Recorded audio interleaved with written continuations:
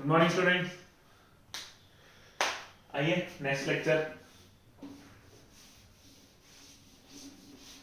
कल हमने जो पढ़ा था वो पढ़ा था regarding the cost of capital. Cost of capital क्या होता है, कॉस्ट ऑफ कैपिटल कब यूज किया जाता है, कॉस्ट ऑफ कैपिटल कब निकाला जाता है, कॉस्ट ऑफ कैपिटल के बेनिफिट्स क्या हैं, क्या होता है एक्सप्लिसिट कॉस्ट, क्या होता है इम्प्लिसिट कॉस्ट, और कैसे कैसे हमारा मेजर होता है, मेजरमेंट का क्या है, वो सब हमने पढ़ा था। आगे पढ़ लेते हैं।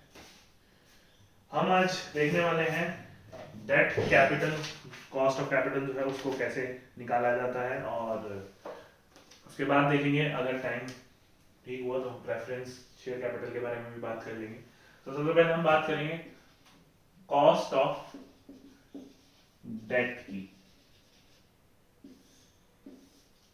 तो आपने डिवेंचर्स के बारे में, डेट के बारे में पढ़ा होगा, 12th में पढ़ा होगा, तो थोड़ा सा आप इसके बारे में सब जानते होंगे। जो बाहर से पैसा हम लेते हैं, डिवेंचर्स इशू करते हैं, डिवेंचर्स इशू करे जाते हैं, एक परसेंटेज पे इशू करे जाते हैं, 8% पे या 10% पे या 12% पे, कुछ भी परसेंटेज हो सकती है, उस पे इशू करे जाते हैं, और उस पे हमारे को एक, उस परसेंटेज में हमारे को इंटरेस्ट देना होता है।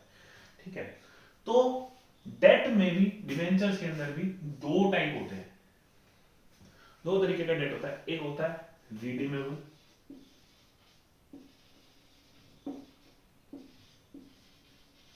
रिडीमेबल डेट, और एक होता है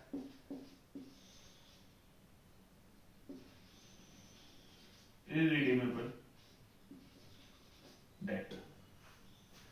ठीक है, दो तरीके का डेट होता है, एक होता है इररिडीमेबल और एक होता है आपका रिडीमेबल डेट। रिडीमेबल और इररिडीमेबल डेट क्या होता है? इररिडीमेबल डेट होता है, these are the debts which are repayable only on the liquidation of the company. ये जो होता है, ये वो डेट होता है जो कि रीपेबल होता है, जिसे हमने रीपे करना होता है only on the liquidation of the company.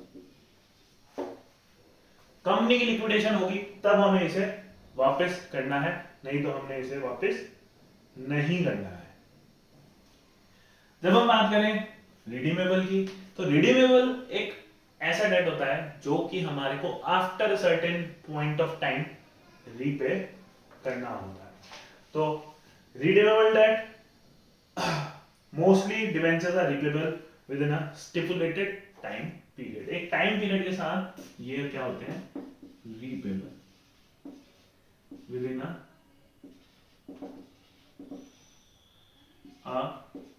Certain time limit.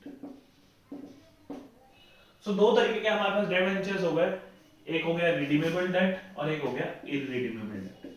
आजकल की हम अगर बात करें, आजकल की कंपनी की अगर हम बात करें, तो हमारे पास इररिडीमेबल डेट जो है वो यूज नहीं होता है।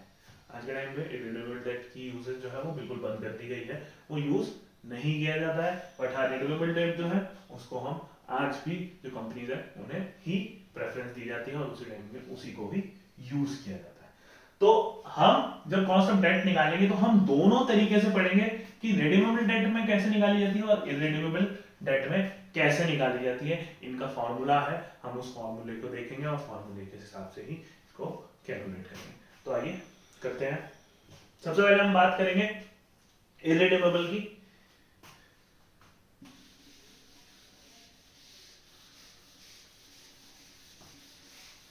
सबसे पहले हम कैलकुलेशन जो करेंगे वो करेंगे इररिडीमेबल से।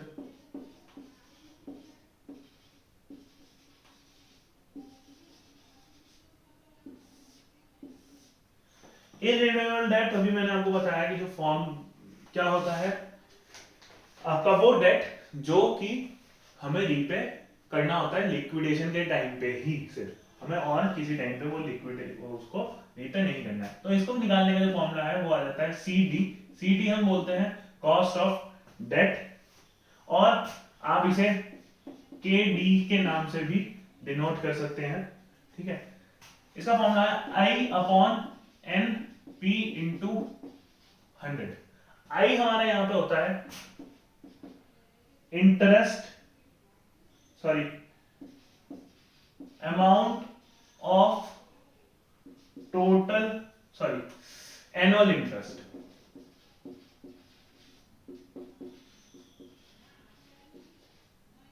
और एनपी होता है हमारा net proceeds.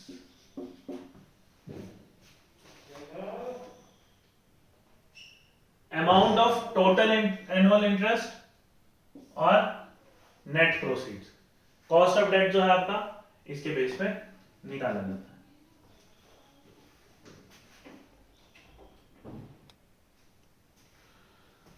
So cost of date का जो इररिडीमेबल डेट अगर हम निकाल रहे हैं तो उसकी कॉस्ट हम निकाल रहे हैं, तो हमारे पास फॉर्मूला आ गया आई अपॉन एनपी इंटू 100। आई हमारा आ गया अमाउंट ऑफ एनुअल इंटरेस्ट और एनपी आ गया हमारे नेट प्रोसीड्स।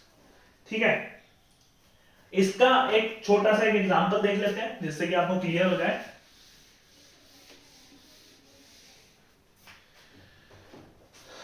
जैसे कि अगर हम बोले एक कंपनी इशू करती है शेयर 10% डिवेंचर्स के, 10% डिवेंचर एक कंपनी इशू कर रही है of ₹10,000 at par, at at par पे वो इशू कर रही है। Expenses of issue are 4%, expenses जो अकर कर रही है फॉर इशू करने के लिए जो खर्चे कर रही है वो कितने हैं, 4% है।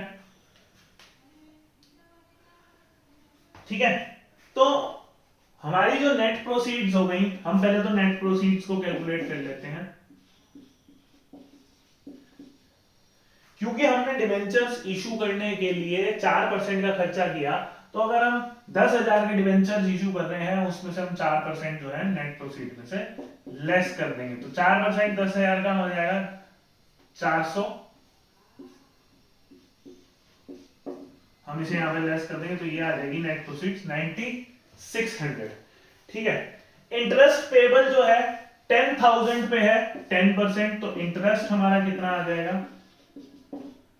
10% ऑफ 10,000 इज इक्वल टू 1000। अब अगर हम कॉस्ट ऑफ डेट निकालें तो कॉस्ट ऑफ डेट हमारी कितनी होगी, आई हमारा आ गया 1000 डिवाइडेड बाय नेट प्रोसीड्स थी हमारी 9600 इंटू 100, तो कॉस्ट ऑफ डेट हमारी यहां पे आ जाएगी, वो हो जाएगी आपकी कितनी, 10.42%। तो ये तरीका है इररिडीमेबल डेट, अगर हम कंपनी कोई है वो इररिडीमेबल डेट इशू कर रही है, उसको निकालने का जो तरीका है, उसकी जो कॉस्ट ऑफ डेट निकालने का तरीका है वो है ये। ठीक है, ये एक एग्जांपल था कि 10% का अगर कोई, एक बार आप चाहे तो फिर से समझ लीजिए, 10% डिवेंचर्स एक कंपनी इशू कर रही है 10,000 रुपए के एट पार। ठीक है, 10,000 के डिवेंचर्स हैं, उन्हें इशू करने के लिए उसने कुछ खर्चे करे, वो था 4% के, तो नेट प्रोसीड्स होता है कि टोटल अमाउंट हमारे को कितनी मिलेगी, कितने प्रोसीड्स हमारे पास आएंगे। तो नेट प्रोसीड्स क्या हो जाएगा, 10,000 के इशू करे थे, उसमें से हम एक्सपेंसेस जो है वो लेस कर देंगे 4% के 400, तो हमारे पास नेट प्रोसीड्स आ गई 9600। अब हम 10% का इंटरेस्ट उस पर दे रहे थे, तो 10% ऑफ 10,000 हमारा इंटरेस्ट आ गया कितना, ₹1000। अब हम इस फॉर्मूले में पुट ऑन कर देंगे, 1000 इज डिवाइडेड बाय 9600 इंटू 100, हमारे पास जो कॉस्ट ऑफ डेट है वो कैलकुलेट होके आ जाएगी। सो ये था इररिडीमेबल डेट को निकालने का, इररिडीमेबल डेट की कॉस्ट निकालने का तरीका। अब हम देखते हैं कॉस्ट ऑफ रिडीमेबल डेट, उसको कैसे निकाला जाता है।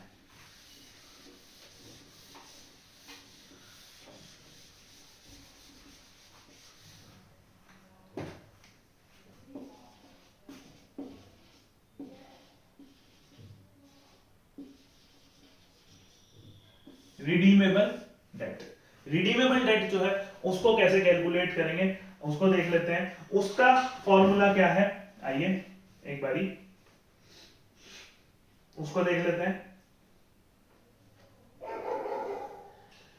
यहां पे जो फॉर्मूला लगता है वो लगता है CD is equal to I plus MV minus NP divided by N whole divided by MV plus NP upon 2 into 100। Formula पहले देख लीजिए, इसके बाद मैं पूरा एक्सप्लेन करता हूं। I plus MV minus NP upon N divided by whole divided by MV plus NP divided by 2 into 100। अब यहां पे देख लेते हैं क्या क्या चीज है। I क्या हो गया हमारा, एनुअल इंटरेस्ट,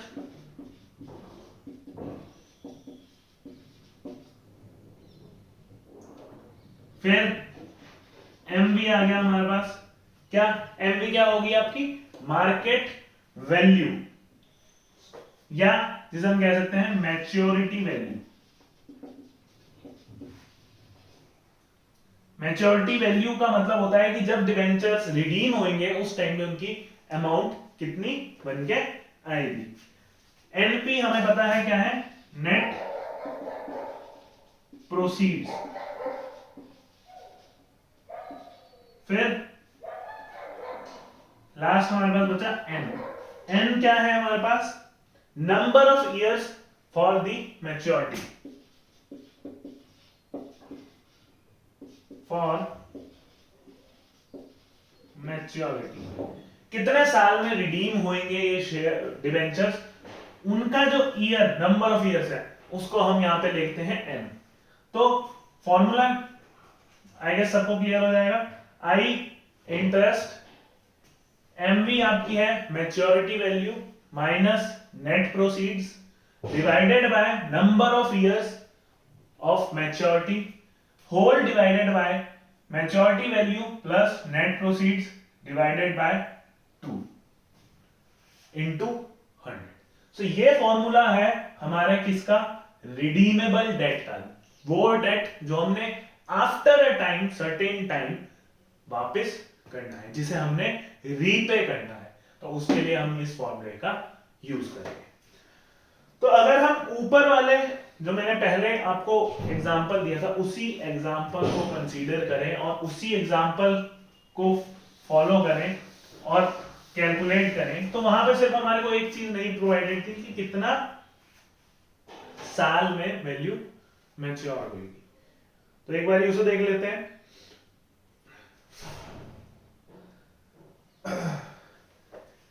सेम एग्जांपल है, 10% डिवेंचर्स ऑफ ₹10,000 कंपनी इशू कर रही है फॉर 10 ईयर्स, 10 साल के लिए 10,000 के डिवेंचर्स 10% पे एक कंपनी इशू कर रही है, ठीक है।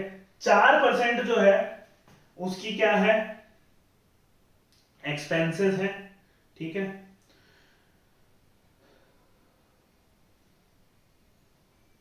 चार परसेंट क्या है आपके, एक्सपेंसेस है। सो आओ कैलकुलेट कर लेते हैं। एक्सपेंसेस हमारे को पता है 4%। अब हम डायरेक्टली फॉर्मूलेज में रख देंगे नेट प्रोसीड्स वगैरह। नेट प्रोसीड्स हमने लास्ट टाइम निकाल ली थी, इस टाइम भी वही वैसे ही निकलेगी और सेम वही आएगी। नेट प्रोसीड्स हो जाएगी आपकी 10,000 माइनस 400 इज इक्वल टू 9600, ठीक है। तो आइए जल्दी से फॉर्मूले के अंदर पुट कर देते हैं इसे।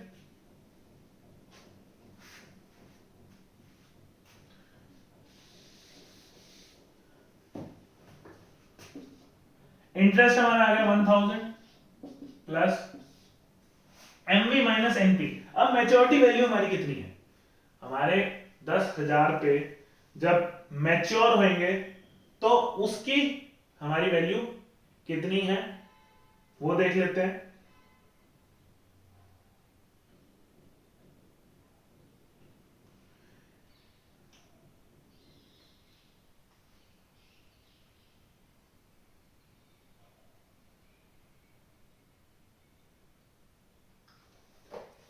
देखिए हमने जो एक्सपेंसेस करे 400 रुपए के, उससे तो हमने नेट प्रोसीड्स निकाल ली, बट मैच्योरिटी वैल्यू जो है आपकी यहाँ पे कितनी होगी, टोटल अमाउंट जो कि 10,000 है। हमारे को एक्सपेंसेस तो हमने इशू करने के लिए करे थे, तो इशू के टाइम पे हम उसे नेट प्रोसीड्स में काउंट कर लेंगे, बट मिलेगा हमारे को 10 साल बाद वापसी कितना करना है, पूरा अमाउंट 10,000 का। ठीक है, नेट प्रोसीड्स हमारे कितने थे 9600 के, divided by N, number of maturity is 10, whole divided by maturity value, फिर से वही कितनी है, maturity value 10,000 plus net proceeds कितनी है 9600 डिवाइडेड बाय 2 इंटू 100। जब हम इसको कैलकुलेट करेंगे तो ये हमारे पास आ जाएगा 1000 प्लस 40, बिकॉज 400 था, 400 divided by 10 divided by 19600 divided by 2 into 100। हम इसको फर्दर कैलकुलेट करें तो ये आ जाएगा 1040 डिवाइडेड बाय 9800 इंटू 100, और इसको अगर हम कैलकुलेट करें तो हमारी जो कॉस्ट आ जाएगी वो आ जाएगी 10.61%। सो जब भी हमें रिडीमेबल डेट की कॉस्टिंग निकालनी होगी तो हमारे को इस फॉर्मूले का यूज करना है, MV minus interest plus MV minus NP upon N whole divided by MV plus NP divided by 2 into 100। यहाँ पे मैच्योरिटी वैल्यू जो होगी वो टोटल अमाउंट होगी जो कि हमारे को रिटर्न करनी है। ठीक है, सो ये था रिडीमेबल एंड इरिडीमेबल डेट की कॉस्ट जब हमारे को कैलकुलेट करनी है तो वो कैसे करेंगे।